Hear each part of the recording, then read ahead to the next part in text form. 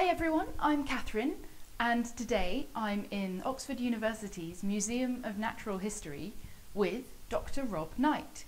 Rob, what do you do? So I am the collections manager for minerals and rocks at the museum. So you are excellently placed to tell us about some of the museum's amazing crystals. Absolutely. We've got here today a selection of quartz crystals. Can you talk us through them? So we have three different types of quartz here, three varieties is what we would say. The first is the kind of classic quartz that we would see in museum gift shops, say. And this is essentially pure quartz. So quartz is made up of silicon and oxygen, and the formula is SiO2. So this is the most common mineral probably on the Earth, on the surface anyway. And there are a few things about this that are quite interesting.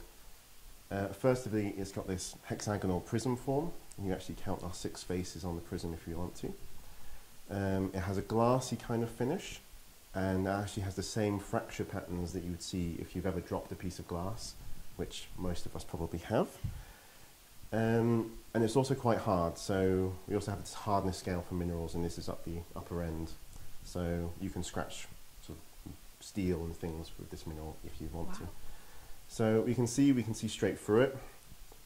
And the reason that it has no colour is because it's pure quartz, so it's pure SiO2. So we have another example here. It looks more similar to the other examples that we'll see. And you can still see our hexagonal prisms, and we can still see the pointed tops to these as well. So if we move on to a different type of quartz, we've got amethyst here, which again, people will be quite familiar with. Again, it's a very nice gift shop piece. And it's actually almost exactly the same mineral. So it's quartz again, so it's still SiO2. And the difference that gives it this purple colour are two things. So one of which is it's been subjected to radiation. Now this is natural radiation that's within the Earth from 3 isotopes that are most common. So these are potassium, thorium and uranium. So these decay naturally and they will irradiate this quartz. But the second thing that gives it its colour is impurities in the crystal. So if you look at any kind of crystal lattice, you've made up of silicon and oxygen.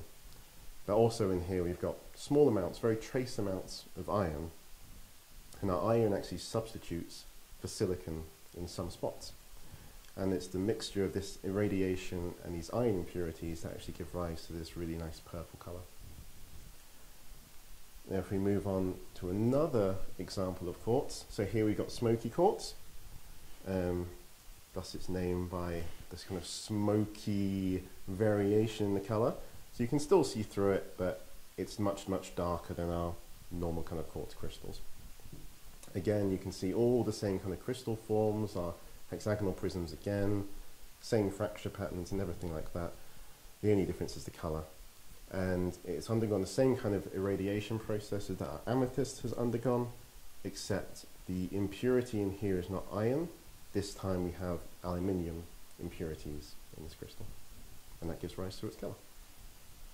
That's great. So all of these are mostly silicon and oxygen. Yep. And then just a little tiny, tiny amount of something else can Exactly. turn our plain quartz into a smoky quartz or even into an amethyst.